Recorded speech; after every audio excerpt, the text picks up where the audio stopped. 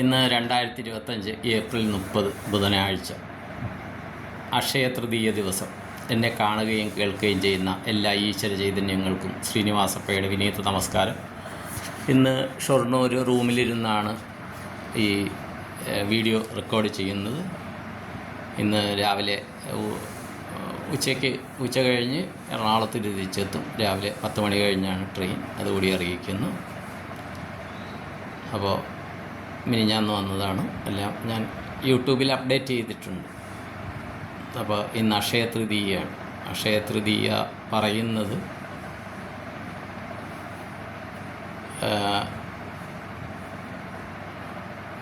ശ്രീകൃഷ്ണ ഭഗവാൻ ദ്രൗപദിക്ക് അക്ഷയപാത്രം കൊടുത്ത ദിവസമാണെന്ന് പറയുന്നു. അത് ദാനം ചെയ്ത് കഴിഞ്ഞാൽ അത് കൂടിക്കൊണ്ടിരിക്കും. അപ്പോൾ സാധാരണ നമ്മൾ മലയാളികൾ എന്താണെന്ന് വെച്ച് കഴിഞ്ഞാൽ അക്ഷയ തൃതീയയ്ക്ക് സ്വർണം വാങ്ങിക്കുകയാണ്. ശരിക്ക് അക്ഷയ തൃതീയ ദാനം ചെയ്യാനുള്ളതാണ്. ഉത്തരേന്ത്യയിലൊക്കെ ഇന്നത്തെ ദിവസം ധാരാളം വിവാഹങ്ങൾ നടക്കും. കാര്യം ദാനത്തിൽ ശ്രേഷ്ഠം കന്യാദാനമാണെന്നാണ് ഭാരതീയ വിശ്വാസം. അത് കഴിഞ്ഞാൽ ഗോദാനം, അത് കഴിഞ്ഞാൽ ഭൂമിദാനം, അത് കഴിഞ്ഞാൽ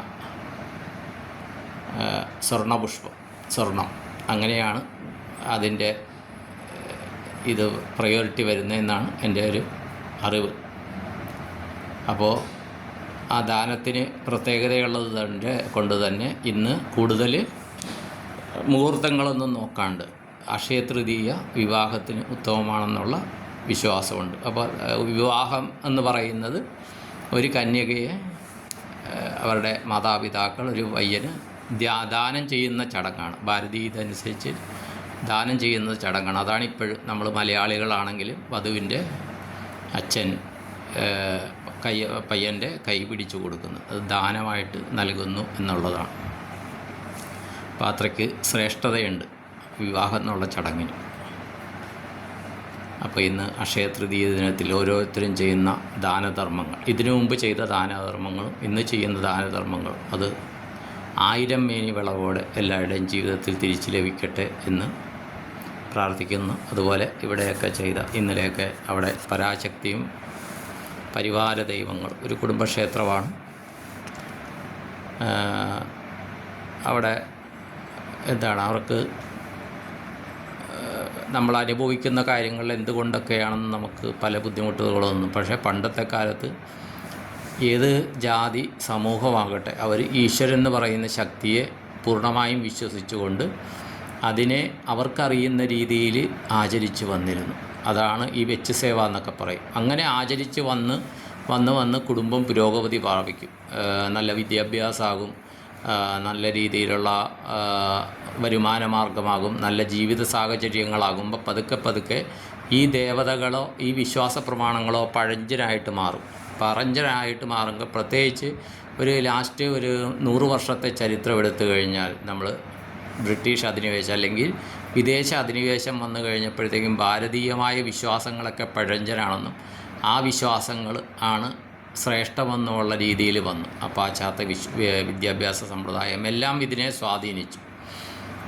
അപ്പോൾ സാമൂഹികമായിട്ട് ഭൗതികമായിട്ട് എത്രമാത്രം മനുഷ്യൻ പുരോഗതി പ്രാപിച്ചാലും ആ മനുഷ്യൻ്റെ ബേസിക് പ്രശ്നങ്ങൾ ആരോഗ്യപരമായിട്ടും മാനസികമായിട്ടും സാമ്പത്തികമായിട്ടുള്ള പ്രശ്നങ്ങൾ അങ്ങനെ തന്നെ തുടർന്ന് വരുന്ന ഒരു സാഹചര്യം ഉണ്ടാകുമ്പോഴത്തേക്കും എന്താണ് കാരണങ്ങൾ, പ്രത്യേകിച്ച് ആരോഗ്യ പ്രശ്നങ്ങൾ, അത് നോക്കുമ്പോഴത്തേക്കും ജ്യോതിഷന്മാരെ അവരെയൊക്കെ കാണുമ്പോൾ നിങ്ങളുടെ കുടുംബത്തിൽ ഇങ്ങനെ മൂർത്തി ഉണ്ടായിരുന്നു, അതിൻ്റെ ഉപാസനകൾ അല്ലെങ്കിൽ അതിന് വേണ്ട പൂജകൾ ഒന്നും നിങ്ങൾ ചെയ്യുന്നില്ല, അതിൻ്റേതായ വരുംവരായകളാണെന്ന് പറയുമ്പോൾ ഇത് അന്വേഷിച്ച് പോവുകയും അത് ചെയ്യുകയും അതിൻ്റേതായ ചെറിയ മാറ്റങ്ങൾ ജീവിതത്തിൽ ഉണ്ടാകുകയും ചെയ്യുമ്പോൾ ഇപ്പോൾ പല കുടുംബങ്ങളിലും അവരുടെ ദേവതകൾ, അത് നാഗദേവതകളാകട്ടെ അല്ലെങ്കിൽ യക്ഷിക്കാവുകളാകട്ടെ എന്തുവാകട്ടെ അതെല്ലാം പുനരുദ്ധാരണം നടക്കുകയാണ്. നമ്മൾ ഇത്രയും ഇതായിട്ട് ശാസ്ത്രയുഗമായി 21ാം നൂറ്റാണ്ടിൽ അതിൻ്റെയൊക്കെ പുനരുദ്ധാരണം നടക്കുകയാണ്.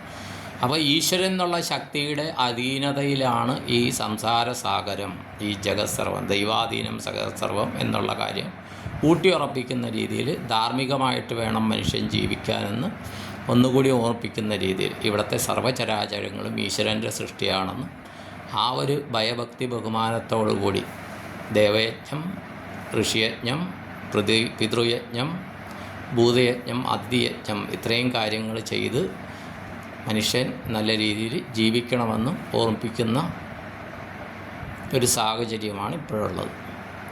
അപ്പോൾ ഇന്ന് അക്ഷയ തൃതീയയായിട്ട് ഈ കാര്യങ്ങൾ പറഞ്ഞു.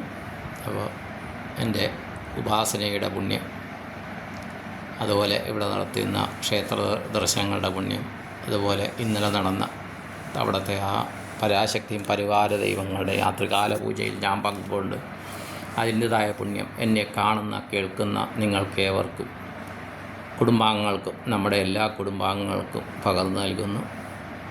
എല്ലാ കുടുംബാംഗങ്ങൾക്കും എല്ലാ വ്യക്തികൾക്കും ദീർഘായുസ്സ, പൂർണ്ണാരോഗ്യം, സത്സന്താന സൗഭാഗ്യം, ധനധാന്യ സമൃദ്ധി, സർവകാര്യസിദ്ധി, സർവൈശ്വര്യം, സർവമനോകാമനാഭിഷ്ടങ്ങളും നടക്കാനും കുട്ടികൾക്ക് നല്ല വിദ്യാഭ്യാസവും ഉന്നത വിജയവും അവരാഗ്രഹിക്കുന്ന സർവീസിലോ പ്രൊഫഷനിലോ ജോലിയിലോ അവർ ജോയിൻ ചെയ്ത് അവർക്ക് ഓരോ കുലത്തിനും അനുയോജ്യമായ ഉത്തമരായ ജീവിത പങ്കാളി ലഭിക്കുവാനും അതുപോലെ ഓരോരുത്തരും ചെയ്യുന്ന ബിസിനസ്സിലോ ഉദ്യോഗത്തിലോ ഉത്തരോത്തരം വരുമാന വർധന ഉണ്ടാകാനും എല്ലാവരുടെയും കുടുംബത്തിൽ സന്തോഷം, സമാധാനം, ഐക്യമത്യം, സമൃദ്ധി ഉണ്ടാകുവാനും എല്ലാവരുടെയും ജീവിതത്തിൽ എപ്പോഴും സുരക്ഷിതത്വം ഉണ്ടാകാനും അത് വീട്ടിലാകട്ടെ, ജോലിസ്ഥലത്താകട്ടെ, ഉദ്യോഗം അല്ലെങ്കിൽ വ്യാപാരം ചെയ്യുന്നിടത്താകട്ടെ, കുട്ടികൾ പഠിക്കുന്നിടത്താകട്ടെ, പഠനാവശ്യത്തിന് താമസിക്കുന്ന സ്ഥലങ്ങളിലാകട്ടെ, ഓരോരുത്തരും കുട്ടികളും എല്ലാം ചെയ്യുന്ന യാത്രകളിലാകട്ടെ എല്ലാം സുരക്ഷിതത്വം ലഭിക്കുവാനും അതുപോലെ എല്ലാവരുടെയും കുടുംബദേവത, കുലദേവത, ഗ്രാമദേവത, ഇഷ്ടദേവത, ഗുരുപരമ്പരകൾ,